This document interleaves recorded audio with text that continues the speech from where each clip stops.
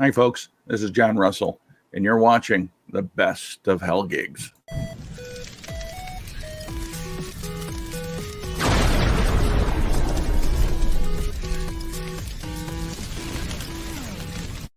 Folks, I've had the fortune to talk with over 40 comedians in the past couple months, and one of the questions I like to ask everybody is, tell me about your favorite hell gigs. So we're going to go through some of those today, and we'll start with the bitter baker herself, Tiffany Norton, who had an interesting lodging situation.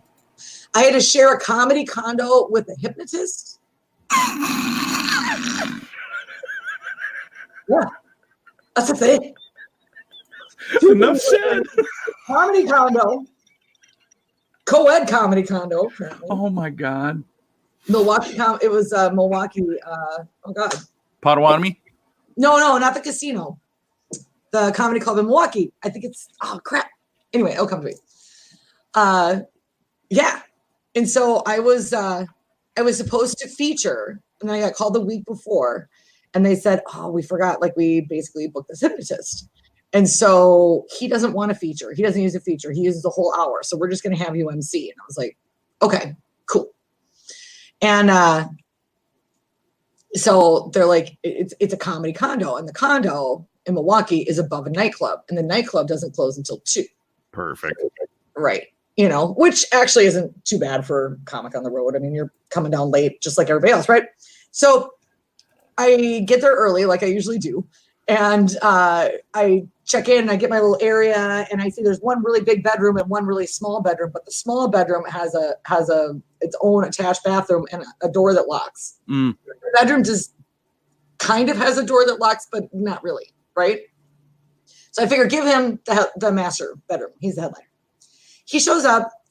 I swear to God, John, he didn't have any luggage. He just had suits on hangers. And this is like on the 3rd floor of this building. And so they gave you little shopping carts to bring your stuff in and out, right, through the elevator. He just took the suits off the hangers, presumably in the rack in the back of his car, threw them in a shopping cart. He brought 7 bottles of dessert wine, like the chocolate wine, the all dessert wine, and the first head of lettuce I think the Pilgrims ever grew. That was it. That was it. Like no toiletry bag, no luggage, just a wilted head of lettuce and like 7 bottles of dessert wine. So we go to the club and it's sold out. Everybody wants to do this hypnotist thing. And the guy has his all of his musical cues on CDs that he was carrying around in a Ziploc bag, presumably with like some sand and like a set of car keys. The CDs were all scratched up, and he's yelling musical directions to the back of the room. And he's like, all right, disc 5, cut 6. The poor guy is normally the bouncers trying to find the right disc in the disc player and find the thing. So the suspension of like the hypnotism wasn't good, right? So we go back to the condo, and I couldn't help it. And after this, I just kind of locked myself in the bathroom for the rest of the weekend. But he said, I felt like my set went pretty well. It was a little tough though, because you got off to a rocky start. I just love all of these hell gigs. By the laughter, I got off to a rocky start, and then I got off the stage and I let you take over. He actually had in his credits, John, that he had done hypnotism for the FBI. For the FBI. Let's be honest. He also told me that gay people aren't a real thing because that's just what they teach in schools now. Oh my gosh. Don't name names. Don't name names because it wouldn't be. I know his name. I'm not going to say it. Don't name names because it wouldn't be fair to that jackass. All right, folks. In road comedy, there's something that's very, very legendary. It's called a Tribble Run. And Michael Esther has a story about when he was on a Tribble Run. Both of them were in Montana, my 2 worst gigs. One of them was in a hotel lobby where I opened. I had taken an edible earlier that day, and that definitely played into it. But it was just like the host didn't show up, so I had to open the show, and I literally just bombed for 40 minutes. And then my last joke crushed. And I remember just like sitting there and thinking this could not get any worse. Cut to like 2 nights from then, I'm doing this gig in Glendive, Montana. And it was a really good gig. Like the crowd was into it. People were loving it. And then I, while riffing, called it's just because that's the way it was. It was at this place called the Mad Hatters, and they had a world famous smoked steak that tasted exactly like an Oscar Mayer hot dog. And I said that on stage, got a great reaction. Out of the midst, the manager comes up and screams at me and ends the gig. Pulls me off the stage, cuts my pay by $20, and then threatens my life to the point where we were so scared that we drove through the night away from the gig. Oh, shit. And we had to drive through Yellowstone. And we're driving through Yellowstone National Park, and it's like 1 a.m. Oh, man. And John Conroy's partner at the time is driving. And I'm like nodding off, and I'm like, I think that's a bison up ahead. Not only was it one bison, there were 7 bison in the road. And oh my God. We almost drove through a bison.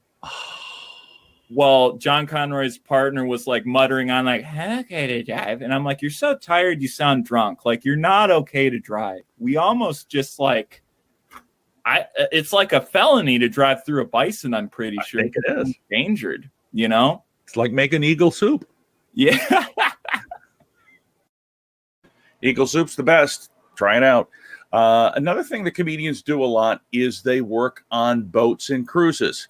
But guess what? They're not all Norwegian or Carnival.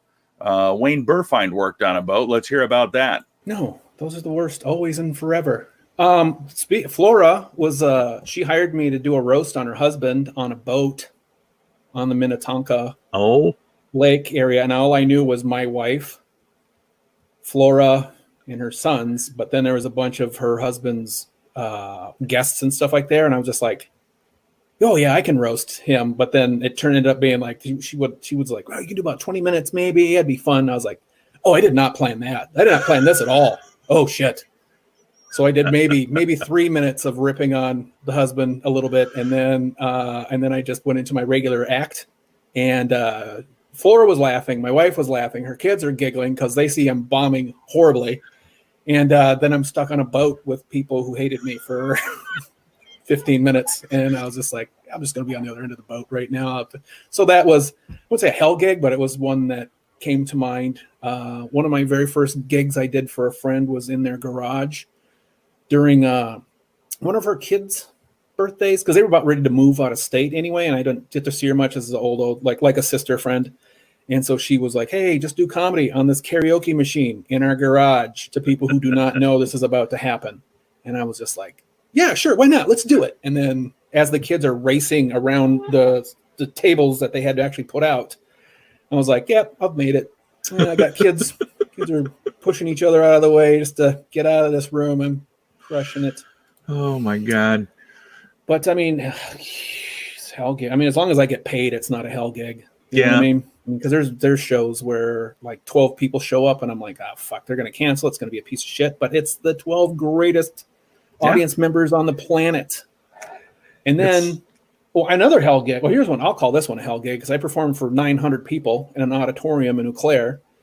And it was just basically the hotel gave away tickets, and they had seats. They were just seats. There was no tables. It was all seats, all facing the stage. And there was a huge gap in between each row because they just had people running up and down selling beverages because that's the only way they were making money. So, but when I get there, there's like 900 people there, and I'm like, wait, how much money am I getting paid for this goddamn gig? So that annoyed me first when I was like, God, so there's 900 people here and I'm getting paid $100? Okay, that's stupid. And they were like, you get 50% off of alcohol, which was another stupid thing.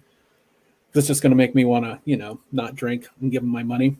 Yeah. But the other thing too, like you would talk to somebody about doing it in auditoriums and how it's just a different beast because you tell a joke in a small room, you tell a joke, you get an immediate response. In a large room, it's a wave effect that's happening. I tell the joke, and I have to wait for the back of the room to come back at me. I mean, that's the best way to describe it. But I didn't figure that out till like the last 5 minutes. So I'm like, wait a minute, are they interrupting me? Because I'm telling Joe, are they laughing at me, or what's like? My brain couldn't process because the usual timing of the joke and the response back was just kind of very like an online interview. Like the delay is just enough where you're like, wait, was that for me? What's happening? Throw you off. Yeah, just enough to go. Wait, what the fuck's just happening? Just like this. I have worked that room before they tore it down. So, well, Wayne is not lying to you. Another fellow that worked on a boat and had a very similar experience is Bruce Leroy Williams.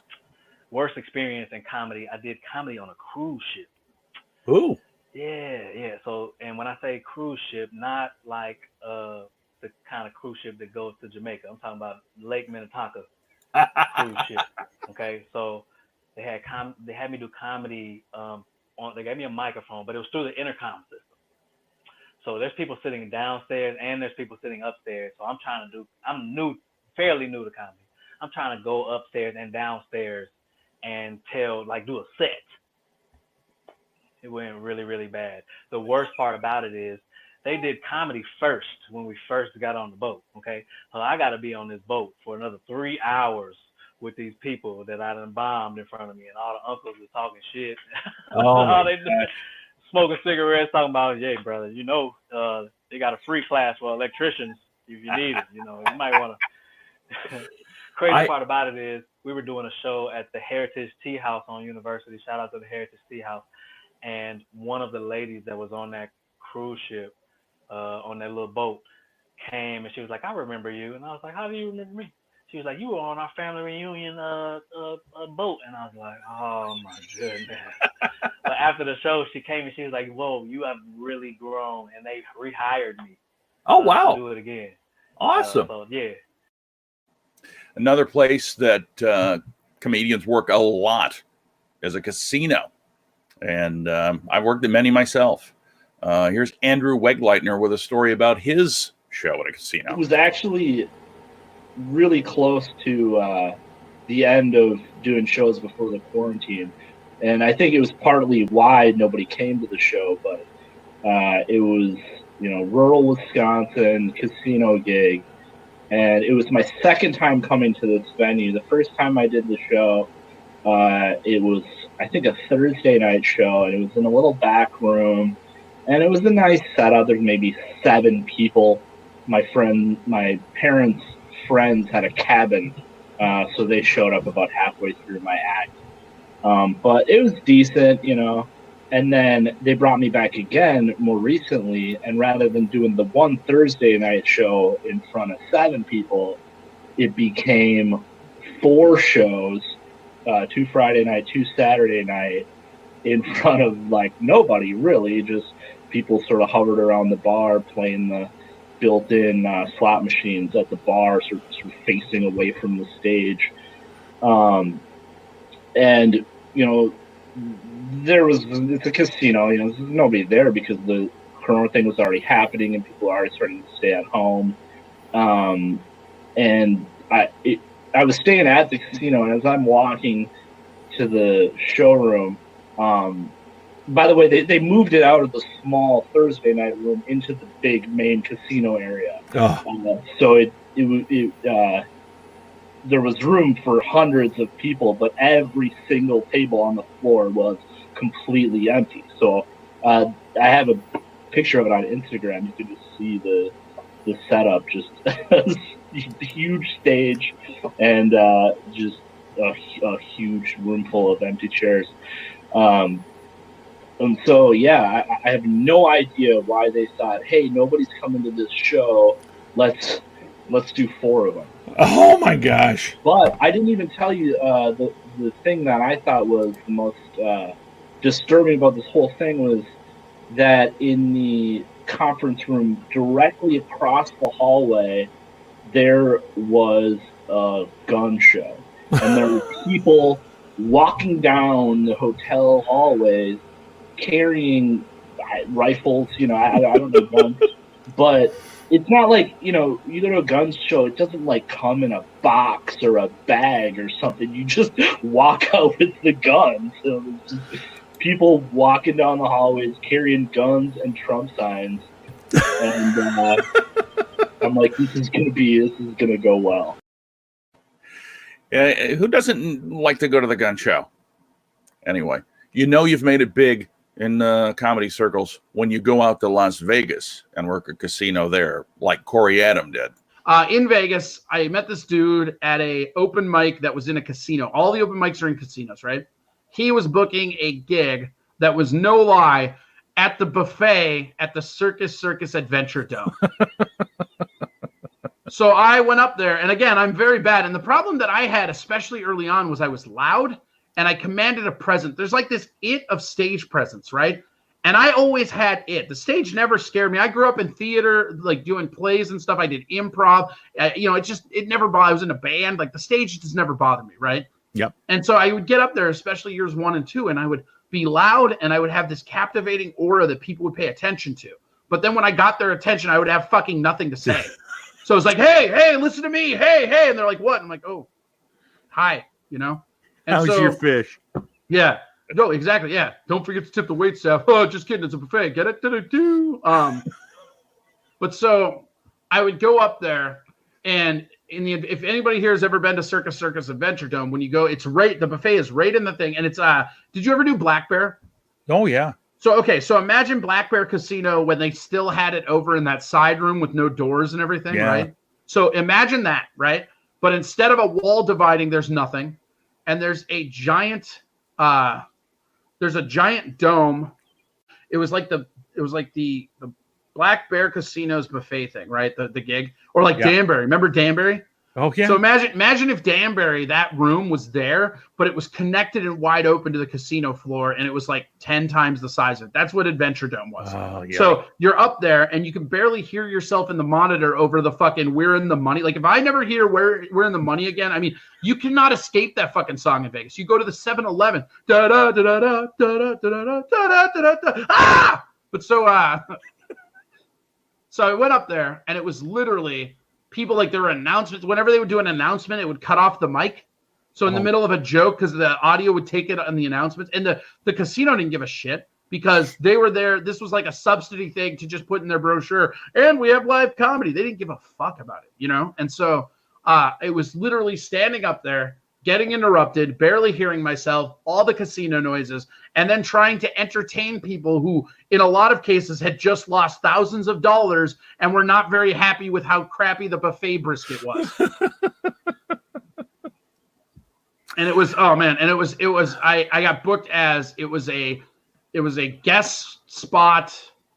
No, it was a showcase, but 2 of the people didn't show up. So I was booked to do 7 minutes, and then they're like, "Can you do 20?" And they're gun against my head. There's no way I could do 20, but my dumbass like, "Oh yeah, I got that. No big deal." Haha. So I basically just went up there and flop sweated for 13 minutes while everybody just mad looks at me and just eats out of the buffet. It's fucking terrible.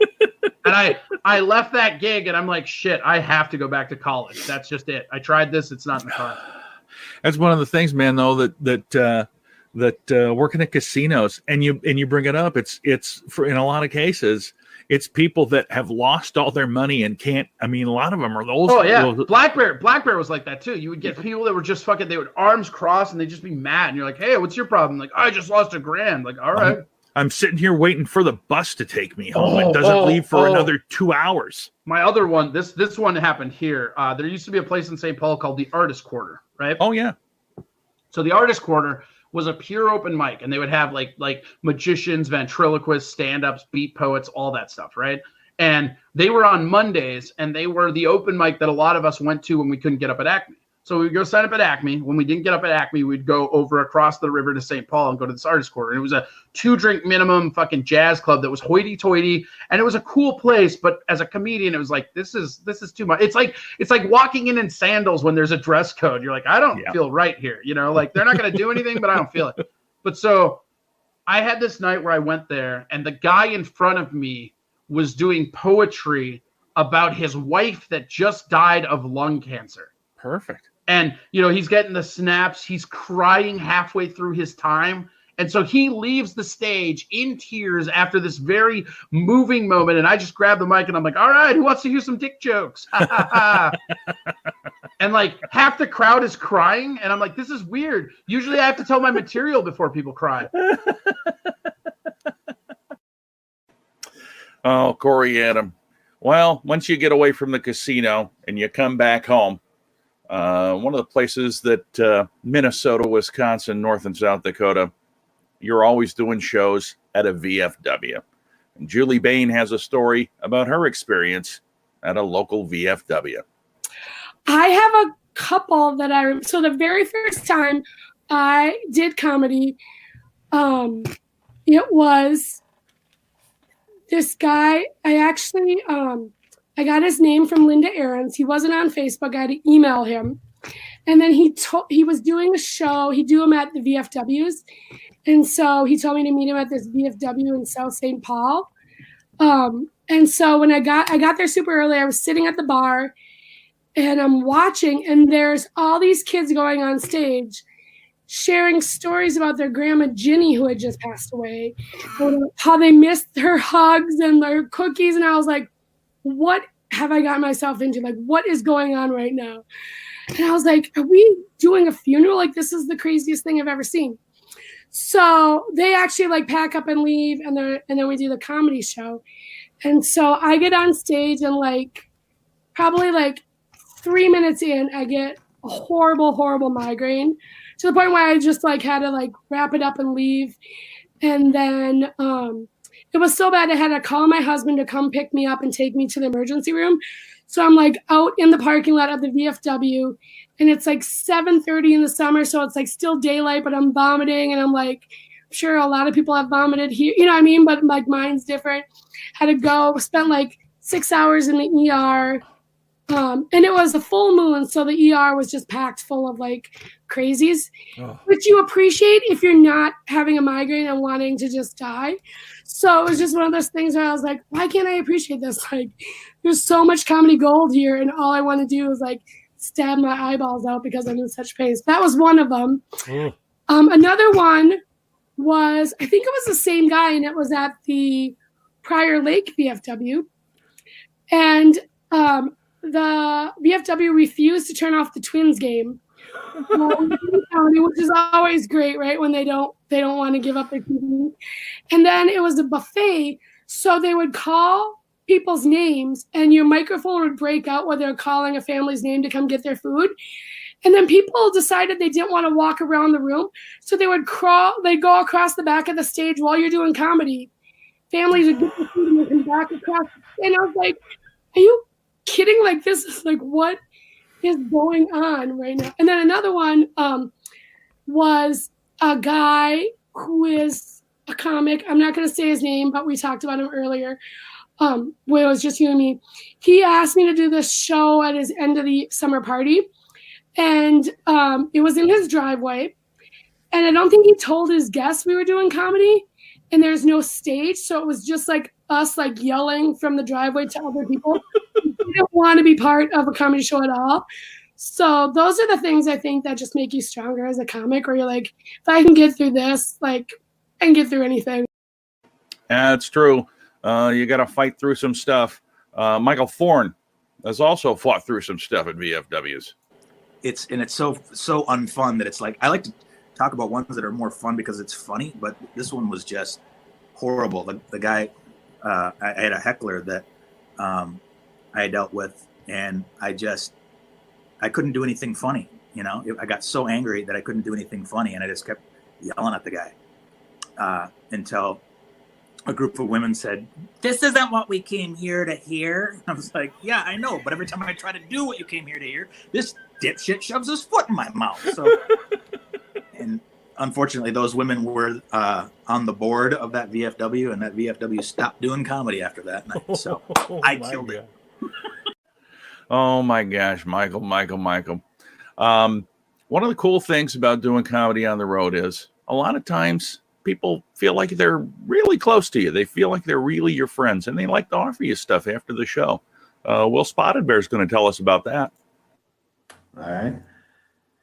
I was a young feature for Scott Shields. He did just another hangover tour. He'd go through the upper Midwest. We did a show in Center, North Dakota, which if you've never been, I get it.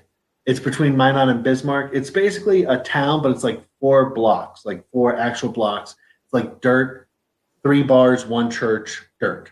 I've driven by it. Yeah. And so we go and do the show, and it's okay. I'm in college, so like a lot of people assume like you're gonna party afterwards. I normally just go home and write papers. And we're staying at this guy's house, like a band house. You know what I mean? Like he's like, we normally bring musicians here. They stay at this house. They just had an extra house. The place was so dilapidated. Like I grew up some of my life in projects, and this place was dilapidated. Like there was a mattress that had sheets that were duct taped on, and there was like a bloody sock, like bloody, but like a sock with enough blood on it to know that, like, not a murder, but like,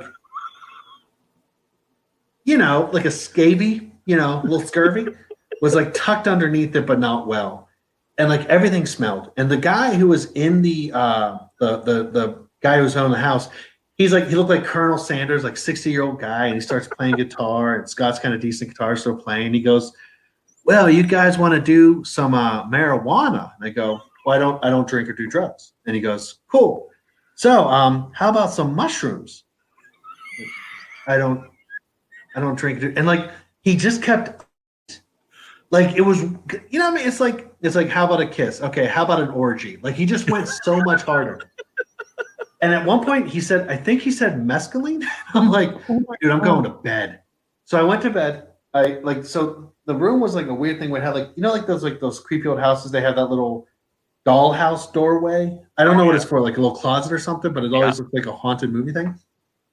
So they had that. I slept with my backpack and everything I could stab somebody with on me, a hoodie over me, shoes on, and just went to sleep like this. Woke up, just lifted my whole body up in like I was a vampire. I'm like, we need to get right the hell out of here. The show later on, different show. We're driving. We're doing a biker bar in somewhere, and this guy comes up to me, a biker, nice guy. He comes up to me and goes, "Hey, you did really good." He gives me a crushed up cigarette pack, and in the crushed up cigarette pack, there's mushrooms. And I go, well, that's really sweet, right? It's like when a cat gives you a dead bird. Like, in his world, he's being very polite. So I take them. I say thank you, and he goes, I go to my headliner. I'm like, I don't want to throw them away because that seems wasteful. Like, I'm still cool. And I go, do you want these? And he goes, why don't you take them? We're just in a biker bar in Minnesota. I'm like, yeah, we're in a biker bar in Minnesota. I'm not trying to like reach the 4th dimension with 1%ers. This is not like, I want to keep my wits about me. Oh my gosh. Yeah, that happens. You'll get offered stuff. But you know what? You may think that corporate comedians are free of hell gigs, and you would be wrong. John Bush is among 3 great corporate comedians that'll tell us their stories. Yeah. I say this in my act, but this is exactly true. And I said this to the crowd on stage when I talk about how I performed for a group of farmers in South Dakota, which was exactly like performing for a painting of a group of farmers in South Dakota. It was like, they were just like, and that was painful, man. And, the thing about those is you just gotta put your head down and pedal, because you can't call them this or that, But I had him one night. This is so funny because the thing I always this is one of the things I learned in Triple Espresso. Triple Espresso, the show, especially when you're new at it, the moments come so fast and you're on to the next moment that if you have a screw up, you can't mourn it. You can't take any time to be bummed about it because then you've already missed the next one. You know what I mean? And with stand-up, when I was in New York, I learned that getting to do multiple spots a night taught me to not measure myself by my last set, good or bad, because the next set has nothing to do with the last set. And I remember one night I went up at stand-up New York, and I had come from across, directly across town was a comic strip, and I got in a cab with another comedian because we both had spots at stand-up New York, and then I went up at stand-up New York, and all I can tell you is that within a minute things went so badly during my set, so badly, and I can't remember why, that I went, well, F you guys too, and I stormed off the stage. And the manager of the club goes, "What the hell happened?" And I go, "I have no idea." And he goes, "All right, see you at 11." And then I went left and had a great set at the comic strip. And he came back and had a great set at Stand Up New York. I think that's how the night went. But it was like, it was so funny to me that I was like, I at the end of the night, I went, wow, I had this like 3 good shows. And there was one that was the worst thing ever, which I should have maybe left the business how badly that went. But I just kept going. It's a good thing you did. Michael Callahan is one of the most talented magician and mentalists as well as a comedian. Here's his story about. So I'm in this little Catholic town somewhere in southern Minnesota, and it's for a seed company. This was 2 or 3 years ago, and it was for a seed company when real bad outcome for the farmers that year. The farm economy, they were just getting destroyed. Fuel prices were high. It was a bad year, and this was a thank you to the local farmers of this seed company, and they'd hired me as entertainment. And so, first of all, I did not know that the entire room was filled with very conservative Catholic people. Then the guy, the owner of the seed company, like speaks for 25 minutes, basically apologizing for how he knows nobody made any money, and it's going to get better, and stick with our seed company, and we'll get through this together. And he does like the classic horrible intro. He's like, well, with that in mind, I guess this guy's supposed to be fun, right? You get that set up, and I walked into it, and I remember I did my opening joke, and the opening joke is that I started in Rochester. On my way down here, I saw there's a billboard, and it has a picture of a baby on it, and it says, before I was born, I had dreams, and I want to buy the billboard right down the road and put up a picture of a baby, and it's going to say, before you were born, I had dreams. So, it's not an abortion joke, but it leans into that, and then it faints away in like a classic thing. And they, like, you could hear. I mean, that's like one of my 2 or 3 opening lines that I will do. Just be like, "This is going to be okay. Like, we're going to have fun, John." So terrible gig. Oh my. Go to the next one the next night, which there was actual overlap from the people who hired me. Oh no. He didn't know I heard it, but I heard one of the men tell one of the ladies in charge. He said, "Brace yourself. This guy is vile." Oh my gosh, Michael Callahan, that was rough.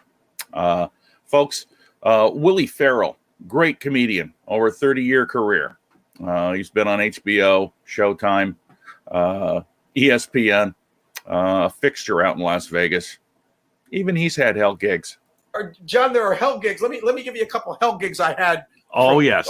Corporate gigs. I did one time, and I used to get a list. I would say, give me a list of some of the people's names, just a little something about them, and then it'll lead me right to them instead of me walking around trying to figure out. And, like I said, Jim from accounting gets a laugh. So anyway, I'm doing this show, and it's killing. And they give me this long list. Well, right before the show, this drunken secretary came up, and she said, "Put on the list. Put on Bob and Sharon. Ask about Bob and Sharon." All right, so I write it down there. So I'm doing the show, and I'm killing. I'm murdering. I get the last 5 minutes, and I'm like, ha, ha. So anyway, hey, how about this Bob and Sharon? This woman jumps up, screaming, crying, runs out of the room. The guy just slams his head on the desk. Everybody goes, they're having an affair. Secretary. So now I'm trying to explain to everybody, hey, I'm not Kreskin. I don't know who these people are. I was given this, I'm dig. There's a hole so deep I got a miner's hat on trying to get out. Oh my God. Now that's not even the worst one. The worst one is I'm doing a show for this big company. There's probably 1,000 people. They got a beautiful stage. They got the overhead screen where they're showing, how like during dinner they might show flicks of their last dinner or pictures of a picnic or. So I get ready to go on. The big screen's on. The guy's getting ready to introduce me, and right before I come on the screen, there's a picture of this woman, probably 85, leaning over a desk, smiling with their glasses on, looking very happy with some balloons next to her cake. Must have been her birthday. Says right underneath it, right on Dolores, 1912 to 2001 or whatever. She's dead. Okay, that's what she's dead. And she was the secretary for 1,000 years. And now this guy is like almost crying. He's like, you know, we're gonna miss her. You know, and she used to bring the apple pie. No one made better apple pie. Here's the comedian. You know, and now I don't mind that he introduces me right after that, but they don't turn the screen off. So Dolores is still on the screen, and I got to stand in front of her. So now she's actually projected onto me. Oh so my God! I looked down at my crotch, and it was the date she died. Right on my. You know, I can't tell them to turn it off. You know what I mean? Oh my gosh, that can only happen in comedy, folks. Even at pizza places, they do comedy. Ciaran Pickering has a story about that. I'm laughing because there was a pizza place, a really nice pizza place in White Bear Lake about 2 years ago that Jody Maresca, me, Andy Madfield, and Trish Cook took us up there for the gig. And the people were great. The people were so great. But we had an audience of 12, and they didn't turn the heat on. It was one of those 20 below days, and they didn't turn the heat on till like after we got there. Oh man! And Trish and Andy Madfield were just starting this room or something. And I don't think after our show they ever did any more comedy in this room. But for some reason or another, the entire 10 people were very, very drunk at 7:30 on a Monday night or Tuesday. And I got up there with all my energy, and I'm even more peppy because I've had a cup of coffee, and I'm freaking out because I'm so cold. And every half sentence, the people, they were yelling at me like, "You talk too fast. Where's your accent from? Go home, white girl." Which I thought was funny as a white girl, as a white person, because they were white. So I said, you know, I really feel I started interviewing these people, and it got worse. But it was pretty. I mean, that had to be the worst thing I've experienced in a long time. Even if there's only 2 people in the audience, that doesn't bother me as much. But here we are, freezing to death, and I just wish they would have thrown crap at me. I'd have felt that. I don't like to have stuff thrown at me. Absolutely not. Dan Boobles Jr. Has a story about picking up a headliner. Oh, a good show for this would be the very first road gig that I ever did. We did my friend Spencer James. Actually, that's kind of how we met and kind of became friends. Is he got booked to do a show, and in I want to say it was like Beaverton or Beaver Creek, North Dakota, or wait, I forget the name of the town, but the venue was the Beaver Creek Lodge. Or I know where you're talking about. I can't think of the name. I know where you're talking about because I did a show next door to it. Okay, well, yeah. So there's this little town. It's not even a very big town. It's like right on the border, I think, of South Dakota, North Dakota, kind of in the middle there, whatever. But anyway, he was flying into Sioux Falls, and so he basically was booking. He needed to book a comic to Mark. I know, Mark. That's right. That is literally the name of the venue. The Beaver. He loves the Beaver Lodge. Good God. Beaver Lodge. But he really just was booking. He wanted to book somebody, not necessarily to open for him. That was part of the deal. But he was more looking for somebody to drive him there. So I had to, pick him up from Sioux Falls, drive like 4 hours to this gig, do the gig, and then drive him back to Sioux Falls so he could get back, fly out or whatever. And have you done a show? How about you? I'm sure I've definitely performed under the weather. I don't necessarily not like super sick, but I've definitely. The one that I did, Carol, and I talked about this a little bit yesterday. I worked at Laugh Camp, and I had lost my voice. Literally, I was talking like this, and I couldn't do anything. But I'm like, I don't want to cancel because I need the money, right? And so I get up and they do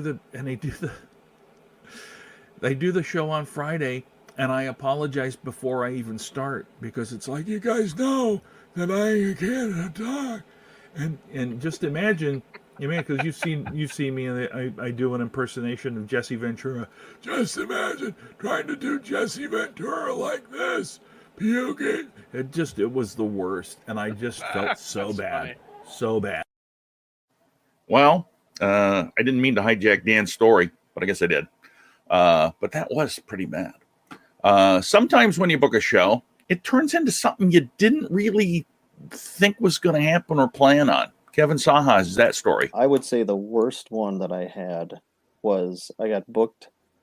It was supposedly supposed to be a small group. It was a corporate. Somebody called me that I knew that like, hey, can you do this? It's like, it only pays like $300.